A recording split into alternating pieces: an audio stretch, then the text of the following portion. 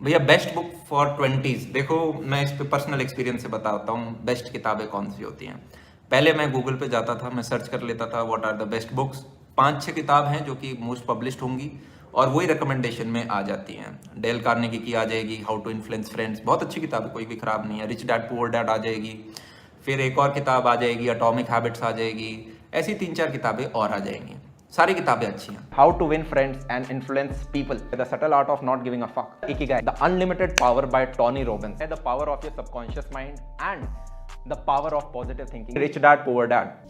The marketing management. The intelligent investor. The Warren Buffett way. The rental property. Buddha at work. है the Chanakya नीति. What are you doing with your life? इस पूरे संसार में अगर सबसे ज्यादा कोई ग्रोथ में डेवलपमेंट कर सकता है तो वो यही है।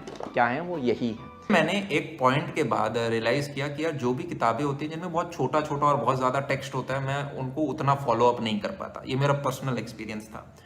तो मैं एक दिन ऐसे ही चलते चलते मॉल में मुझे एक दिख गई बुक स्टोर में गया, वहाँ पे मैंने खुद किताबें एक्सप्लोर करी।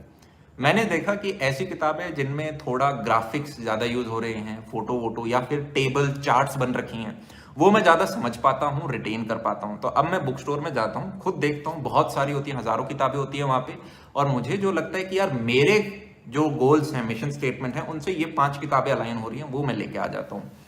और कोई भी आप जब बुक परचेज करते हैं, ठीक है, एक बहुत इंपॉर्टेंट फैक्ट है, हम 10% ही रिटेन कर पाते हैं जो भी हम पढ़ते हैं।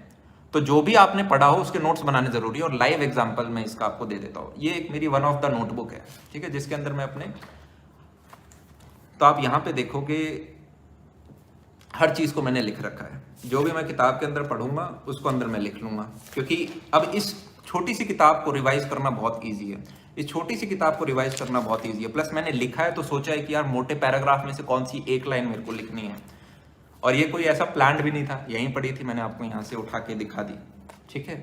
तो इसी प्रकार से नोट डाउन करो कि यार इस किताब से मैं ये 8 चीजें सीखा। हो सकता है आप 2 पन्नों में ही समराइज कर दो उसे, और वो 2 चीजों को 10 बार रिवाइज करना है।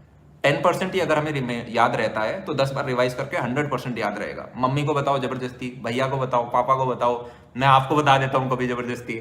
तो इस प्रकार से बार बार याद रहे। और किसी भी किताब को A to Z पढ़ने की बिल्कुल जरूरत नहीं है।